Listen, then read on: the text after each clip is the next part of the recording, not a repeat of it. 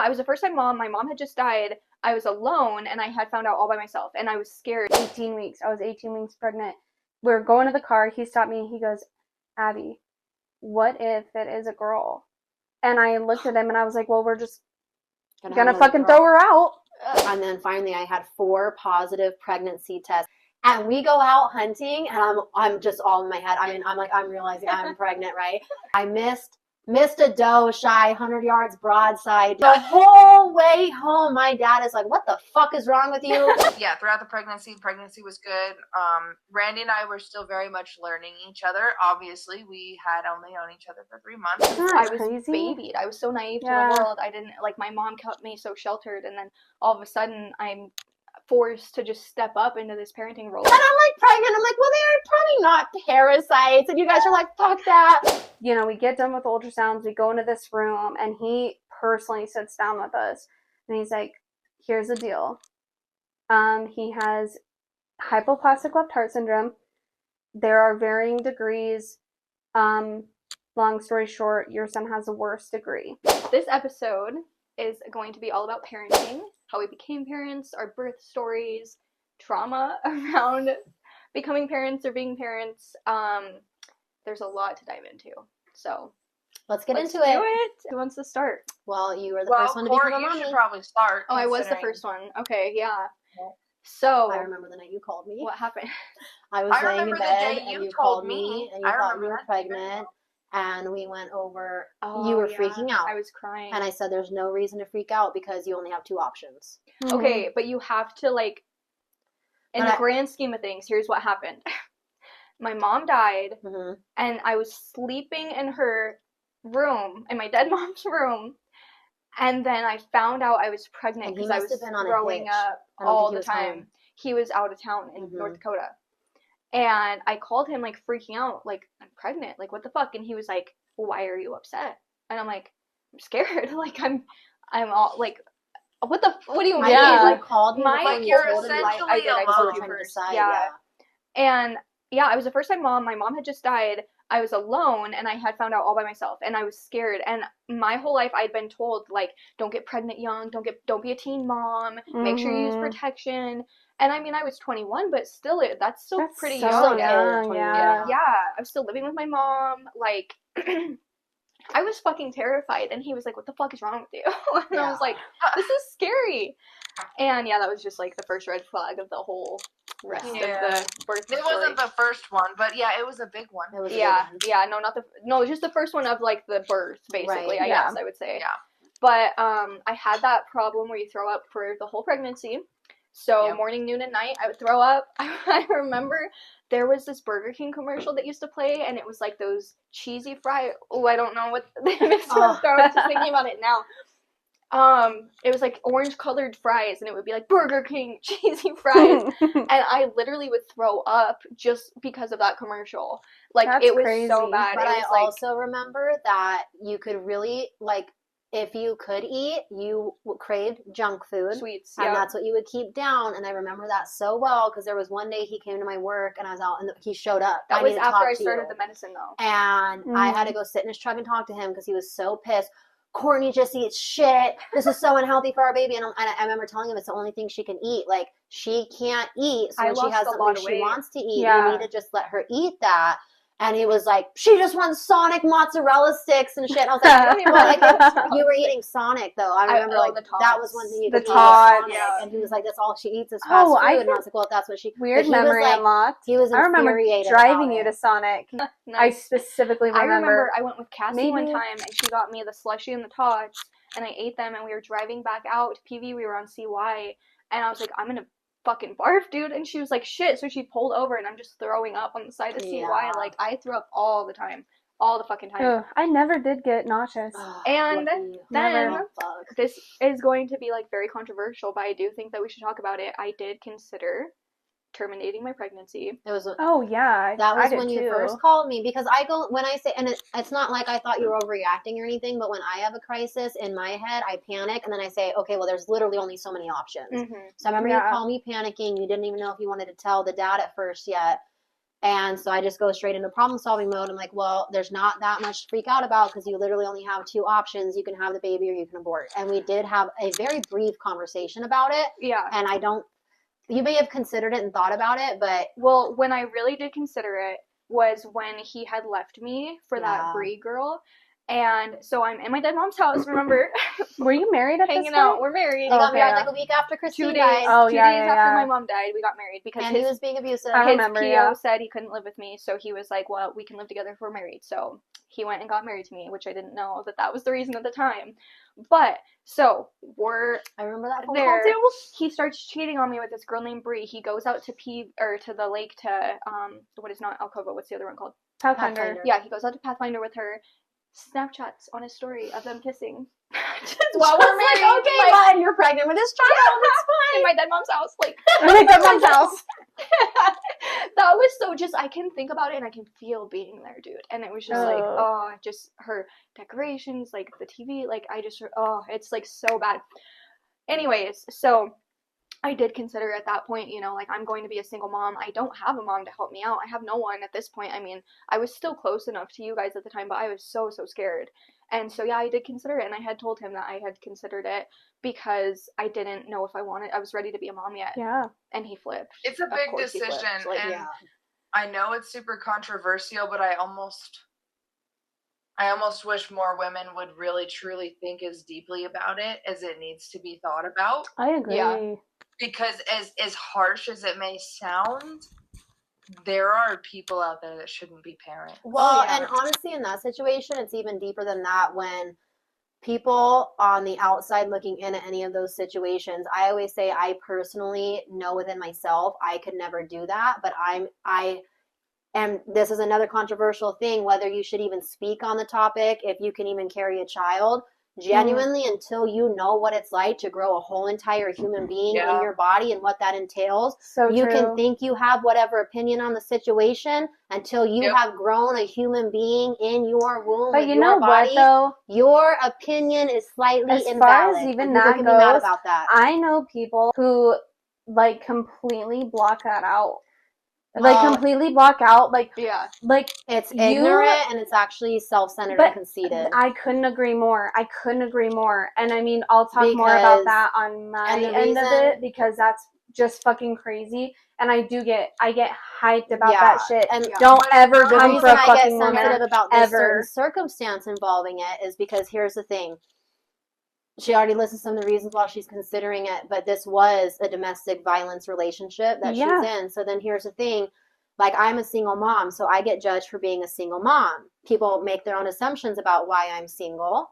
I might even be looked down upon because I'm single, because I have a broken family, because I'm the one who chose to split my family up. I've been told the same shit. When it comes all the way down to it, you get judged for picking that person as a father of your child. Yeah. Well, why did you even let them have a baby with you? Okay, but then once you get pregnant, so you're judged with having an abusive person as the father. Yeah. But then if you were to consider an abortion because your partner is abusive, well, that's not okay. Mm-hmm. And why don't you just leave? It's your fault you're with an abusive person anyway. Yeah. It's not the baby's fault that you're pregnant by an abuser. Uh-huh. But then if you stay with that abuser, you're still a piece of shit because now you're living with a child in an abusive household. Yeah. And then if you leave your abuser and be a single mom, you're still a piece of shit because you shouldn't have chosen an abusive person as a dad. Well, then you definitely couldn't have aborted him once you got pregnant. And now you're a single mom with children because it all comes down. It's all the mother's fault. Yeah. And when I decided that I was going to keep it, I was close to because it was still legal at the time to do the abortions in Denver. Yep. And I was close to the 11 or 12 week cutoff. I don't remember what it was. And him and I were so rocky. He was still cheating on me, and I had gone to Jerry and I had said, if I have the baby, maybe he'll come back. And that sounds so crazy now. I can't believe that little Courtney ever thought that would bring someone back. That's I just want to go back. Yeah, and, but you have a beautiful child. It's that desperation of wanting your family and the father of your child. Yeah, but she was like, you cannot have the baby for that reason. It has to be for you. And I was like, you know what? This is gonna be for me. It's gonna be for my mom. I just lost my mom. Let's do this, And I would not be here without Maya. I really don't think with everything I went through. Bro. I really feel like she saved me, dude. She did. That happened She's at the a little right time. wiener, but I love that little girl. Yeah. She's great. She saved you because she gave you something else besides yourself to care for. Yeah. And sometimes Your that's little what it emotional takes. support human. I mean, really, truly, when all you have to take care of is yourself, essentially, for the most part, like excluding other people and friends, like when you literally all you have to take care of and care for is yourself, you tend to be a little bit more on the I don't really care side. As soon as you have another life. Well, we were very much. I think we were all at that point when we got pregnant. But as soon as you have another life to actually care for, and you know that this life depends solely on you. This life will not survive unless it's. What a heavy fucking thought, though. Jesus. Or at least it should. It should completely change the way you look at life.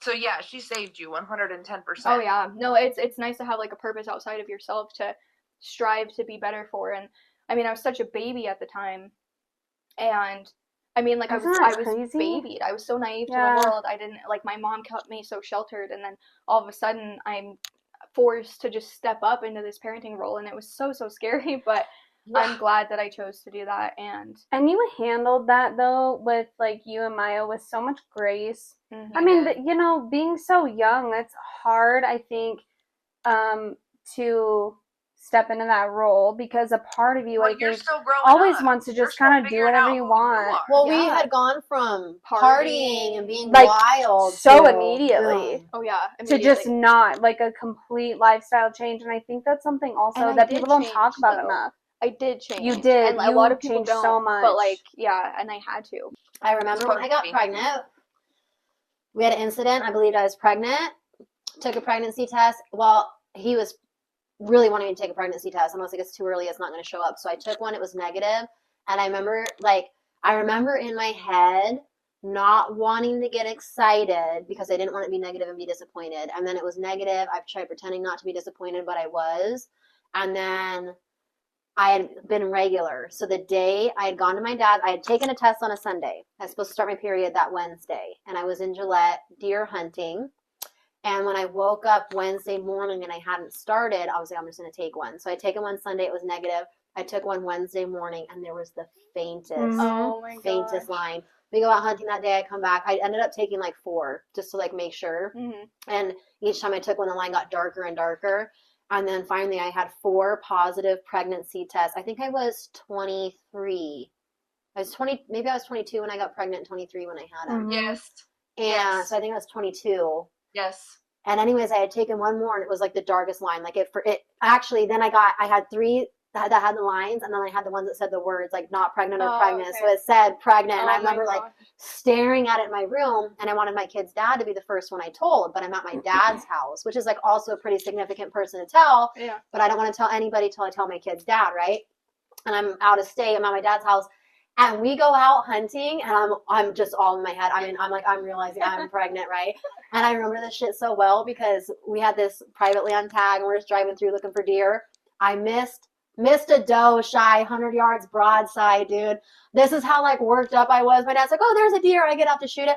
100 yards broadside, easiest shot you could ask for. And I fucking missed. And my dad, I remember getting back in the truck. You missed, though? And the whole way home, my dad is like, what the fuck is wrong with you? For real, he's like, what the fuck is wrong with you? Like, what was that? And I was just like, I don't know. And he kept asking me, what the fuck's wrong with you, dude? And later I told him the reason I missed that shot and what was going on. And he was like, oh, did you really know? And I was like, yeah, I knew. Like, I had just taken another one right before we went out. That's crazy. And so I had missed this 100-yard shot. My dad literally was like, what the fuck is wrong with you? And I was like, I don't know, man.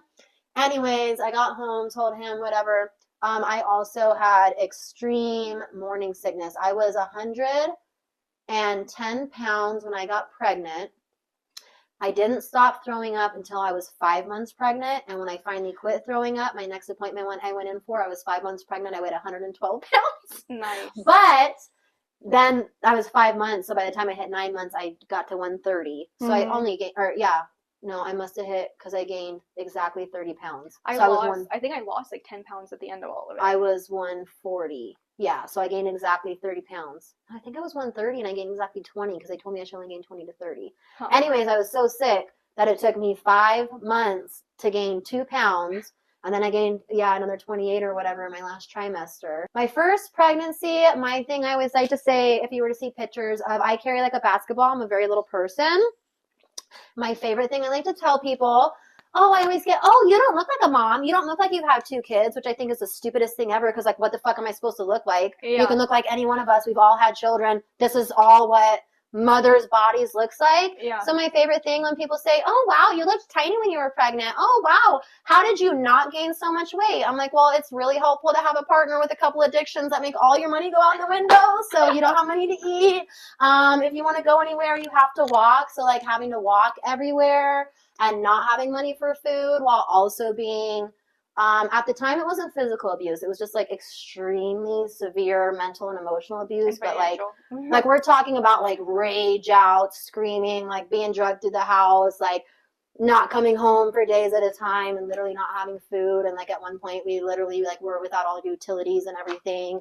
And I was like finding change in the couch so I could walk fucking 3 miles to the Safeway to go buy a gallon of water and cop another one with it and walk back home pregnant. Remember the hill I lived at the top of, walking up that bitch with my gallons of water so I could flush the fucking toilet. Because he was gambling and he walked all the way to the... Oh, and he drove by me. Yeah.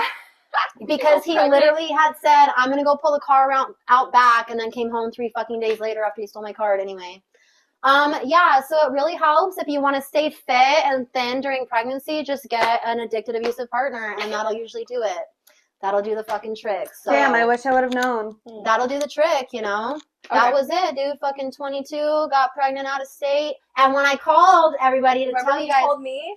Because of our contract that we had when we were 14. Oh, yeah, dude. I knew because you were like, hang on, let me grab something. And I had a feeling. I was like, she's fucking pregnant. And you pulled out this little note that we had. That you'd be the godmother. It was written in like green colored pencil. And you're like, it said, we promise to be each other's godmothers when we get pregnant. Dude. And you were like, look. We had a contract. And then I remember calling you guys because I didn't want to tell anybody I was pregnant until I told him.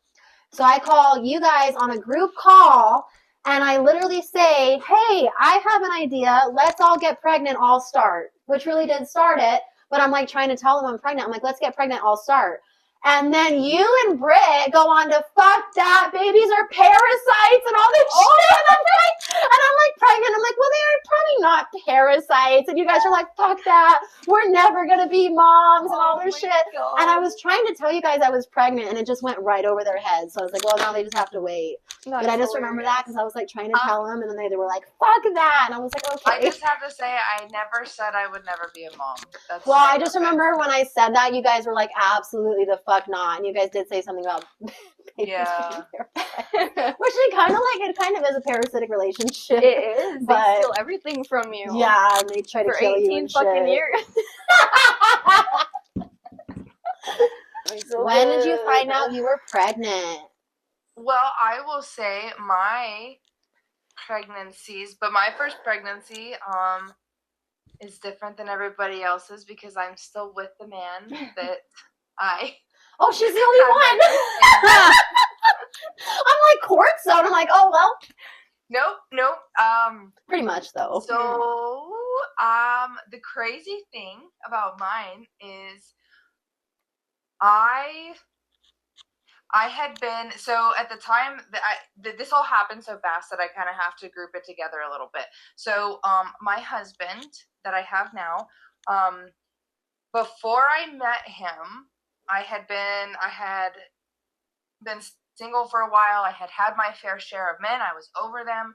I was ready to just live my own life. And so I took this job in Colorado to do guide horse trail rides and guide hunting and all of this. So I had, taken this job in Colorado, and I moved to Colorado, and I had worked for this gentleman for a couple times. I'd only been up there a couple times and done a couple things with him. Or met him, I should say. I had met him a couple different times and gone up there and learned the ranch and met the horses and all of that. And then I think it was the third time I went up there, I met his son, who at the time I was like, I knew he had a son. I didn't think anything of it. I was just living my own life. And I get there and I see this, handsome young man standing up on the hill, and I walk up there and shake his hand and everything. It didn't think anything of it. I was like, nice to meet you. Hi, hello. I honestly, in my head, I was like, this is just another worker. I didn't think, and then we all start sitting down, and he comes in and we sit down for dinner, and I'm like, why is he still here? Like, what is, And then I actually finally connected the dots 2 and 2. Told he needed his bow worked on. My dad works on bows. He's been, anyways. So my dad is really bad about getting a hold of people and contacting people and whatever. So I was like, I just want to make sure that he gets his bow worked on before archery season, because we're only a month away, right? And so I'm like, hey, I'll give you my number, so that if you can't get a hold of my dad, then Oh yeah, there you go. Let me know. Work that in, girl. And then he left. He lived in Craig. And he worked at the coal mine, one of the coal mines here in Craig, and so he had to go back to work, and so that was that. And then where we were, actually, I didn't have very good service. So when I got off the mountain after working the whole weekend with his dad, I get this big long text message about nice meeting you, blah blah blah. We're gonna go to lunch. Anyways, regardless, I met him. We went to lunch, and then after we went to lunch, the one time after that, it was all of our next few dates were spent on the mountain elk hunting. Like that's what I grew up doing. So it was kind of one of those things. We're literally hiking up the mountain, and I'm walking behind him, and I'm just like, yeah, this is the one. I told him 6 months before I would date anybody. So for the first month and a half that we knew each other, we were spending a lot of time together. So like I said, we were up in the mountains hunting. So we're sleeping in the same camper. But I refused to sleep in the same bed as him. I told him absolutely no. I would have just fucked him. No cuddling, no nothing. How are you gonna make a baby? Like nothing. You're gonna like me for me. And not my fucking body, essentially, because I had issues with that in the past. Yeah. So anyways, turns out that I decided that he was the one and there was nobody else for me. So fast forward, a month and a half to 3 months, we decided we were going to start trying for a baby. Because he's like, it can take a while. And I'm like, yes, it can take a while. Nope. You never know. And I was like, I know that I love you. And I know that I'm going to spend the rest of my life with you. So yeah, let's go for it. Fucking got pregnant right away. Sounds like the beginning pregnant. of a sad story. Like, what? How did that end well? Like, holy shit. So, like, B had just said that, I don't know, a month prior said that she was pregnant. And I told everybody that I was pregnant. And then shortly after, or when I said I was pregnant, maybe Abs told me she was pregnant. Anyways, morning sickness. I had morning sickness the first trimester. I didn't have any complications throughout my pregnancy. Well, I found out that I was pregnant on my mom's birthday, which was December 15th of 2018.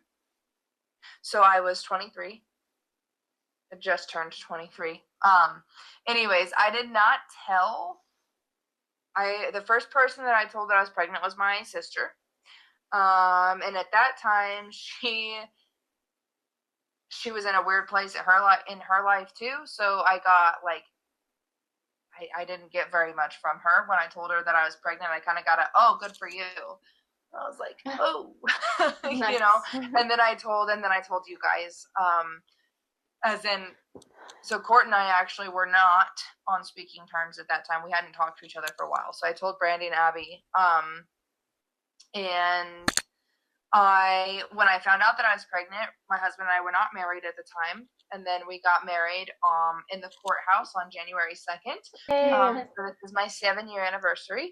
But anyways, so yeah, throughout the pregnancy was good. Randy and I were still very much learning each other. Obviously, we had only known each other for 3 months. That was a lot of, and I say that, but it was like we spent a lot of hours together. I mean, there was a lot of one-on-one time. Really actually truly getting to know each other. Like as about as smooth as the pregnancy could go. I'm sure, like there's sickness and stuff, but it went really good. Yeah, that was Bo. So I mean, that was my first pregnancy. So Well, how old was I? 21 when I got, because I just turned 22. I was like 21. No, I for sure was 21. Anyways, 21 years old. My baby dad is like almost 9 years older than I am. Love. Yeah. Disgusting. Anyways. And I remember I just had a feeling and I checked my little period calendar and it's at high ovulation that fucking day. And I don't know how, but I knew I was pregnant from the time of conception. And, you know, a couple weeks went by and I was like, I never wanted to be a mom, so I didn't know if I was like excited. I didn't know, but I thought I was with the person I was going to be with forever. So it's like kind of an exciting thing. You guys been together a while and you were living together. Yeah. And I had moved in with him. And so I remember I took a pregnancy test December 6th. It was December 6th, and it was at night, too. I took one of them at night, and it had the very faintest line, and it says on the box, like, if it's even a faint line. And, you know, my baby dad was just, like, in denial, because he didn't even want kids in the first place, and then he has a daughter, and he wanted her, but didn't want her. Whatever. He did not want this other kid at all. And so he was in denial. The next morning I took it and it said the same thing. And so I was like, well, just to be sure, I'm going to go to True Care. I had to make an appointment, went, and they did their own urine test as if it was going to fucking say something else. Anyways, they're like, did yeah. Did the ultrasound or just a test? So they did the test and then did the ultrasound so I could hear his heartbeat. So did the urine test confirm you were pregnant? Yes. And then they did the ultrasound? Yep. And then we could hear his little heartbeat, which is so cute. It was so precious. And I was by myself. And you had told him already about your positive pregnancy test at this point? Yeah, so I had told him about the at-home ones, and then I went to True Care, and, you know, I remember they sat me down, and I thought this was weird because my mom's very religious, and she used to talk about True Care all the time. They sat me down and was like, you have options, and are you safe? Which I thought was really cool. Oh, wow. And I was like, yeah, you know, this is a wanted pregnancy, like unexpected but wanted. Mm-hmm. So I left there and I called him and I was like kind of excited, you know? Yeah. I'm like this is crazy. I'm like, yeah, I just heard this I heard somebody else's heartbeat other than my own inside my body. So that was crazy. And I remember calling him and I'm like, hey, I'm pregnant. And I'm like kind of pumped, a little scared. I'm 21 fucking years old. First thing, the only thing that comes out of his mouth is, oh, fuck. Oh. And I was like, oh, shit. Yeah. Should I not be excited about that?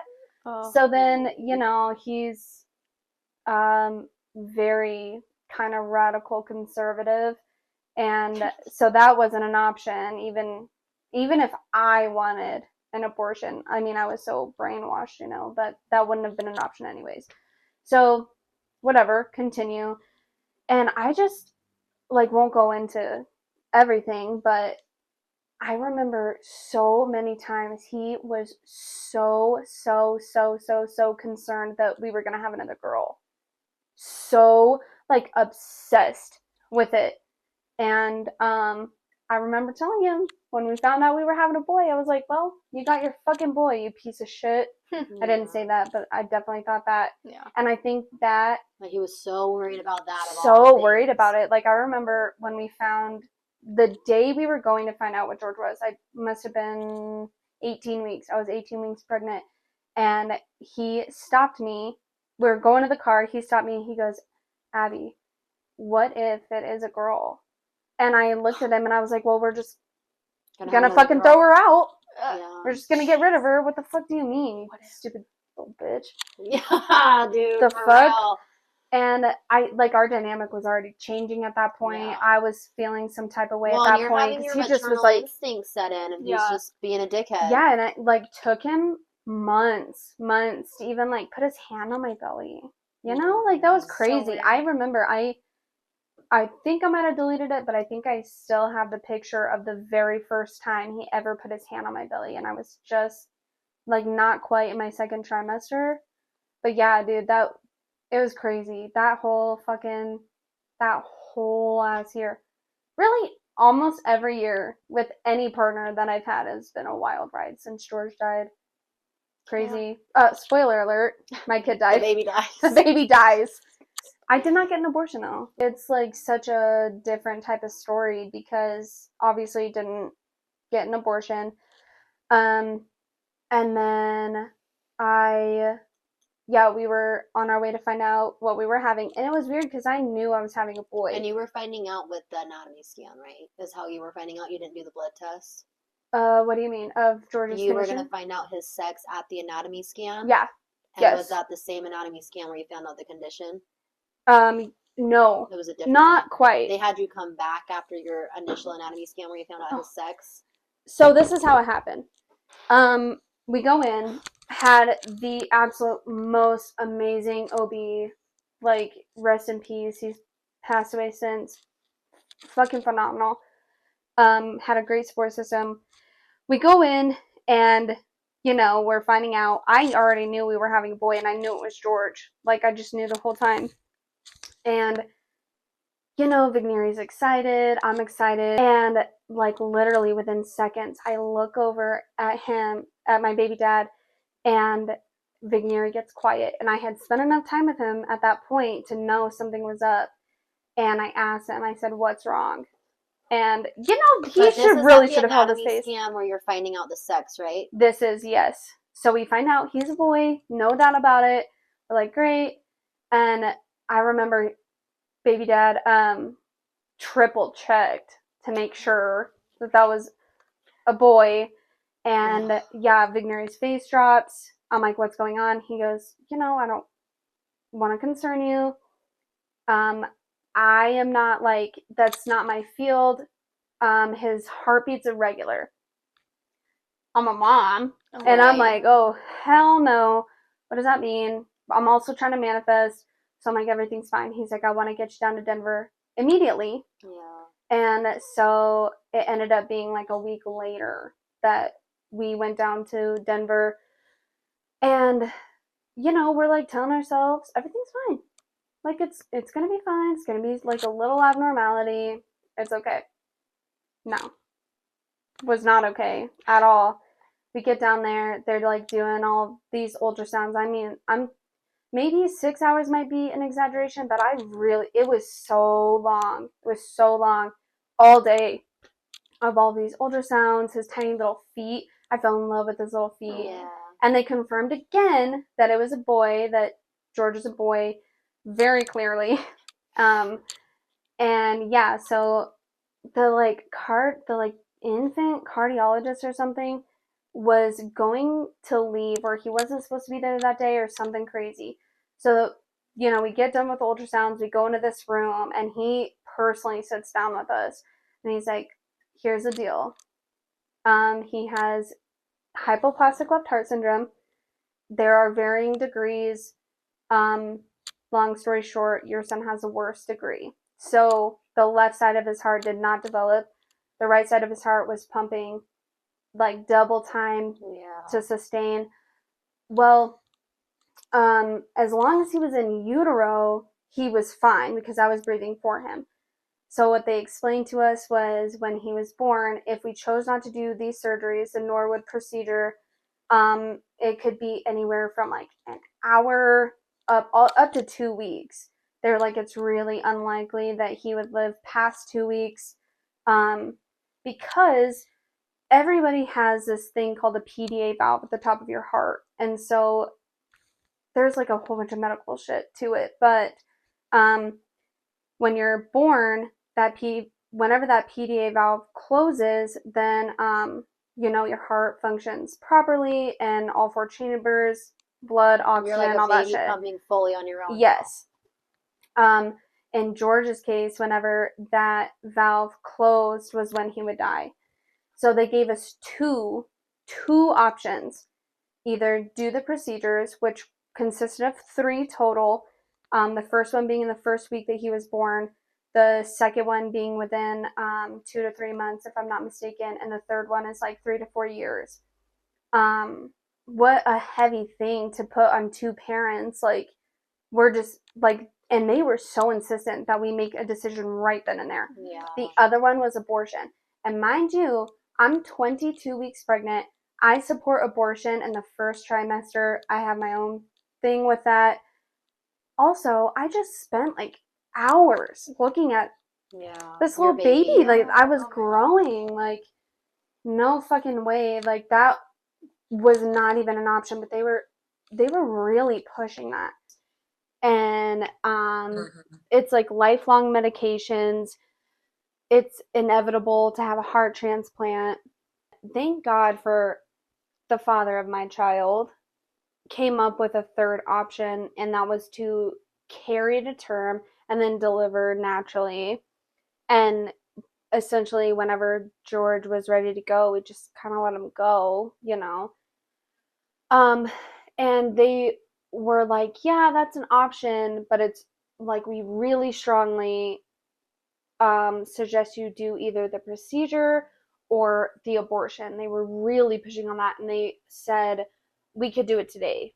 We could do this abortion today. And wow. I'm like, this is my first baby, you know, and I'm so excited. Like, you also just showed me so many hours of this ultrasound and getting excited and really hoping for the best, and then it just turned out to be the worst case. Oh my gosh. Like, as far as that situation goes, like, worst case scenario. Mm-hmm. And so I'm really super grateful. We decided to just carry to term, which is great.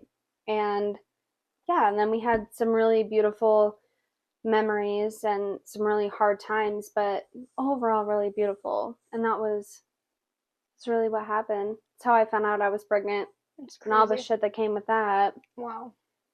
Yeah, little baby George. Rest in George. peace. Oh. Yeah. And let me just side note, because my son is such a fucking trooper. They had told us that it was very unlikely for him to live 2 weeks. And that, as far as I remember, was like max. Mm-hmm. Like, that's like, really don't think that he's going to live past 2 weeks, you know? It was anywhere from like what, minutes? Yeah. A couple weeks. Yeah. And like, that's pretty, that's like pretty broad as far as, you know, your child's lifespan to go. Yeah. It really just kind of depended on the person. It's so versatile, I guess. And it, like, that PDA valve could have closed within minutes, or it could have lasted up to 2 weeks, but they were like, it's really unlikely. Like, don't get your hopes up for 2 weeks, because that's such a long shot. And George lived 51 beautiful days. It was so great. And I got to take him home, and that was as normal as it could be. Mm-hmm. And we had our hospice nurse, Mel, come, and she would check on him every day. And if I felt like it was a good day, she just wouldn't come. I would tell her, like, don't worry about it. And yeah, it was really good. Yeah, we had little medications as like a worst case scenario if we felt, but you know, as a mom, there's like signs leading up to it that they had warned us about. It was like a 12-hour period, and as a mom, you know, you're like aware of them, but as they're happening, for me, it was like kind of a denial process of like, no, he's just not feeling well, you know. So, but then ultimately he passed on September 20th, and it sounds morbid, but it was really so peaceful. It was so peaceful, and it really was so beautiful, and it was heartbreaking, but it was like the best outcome I could have asked for. Yeah. Not that I'm gonna ask for, you know, but a kid, but like, if if that's gonna happen, that was the best case scenario. Yeah. So yeah. Yeah.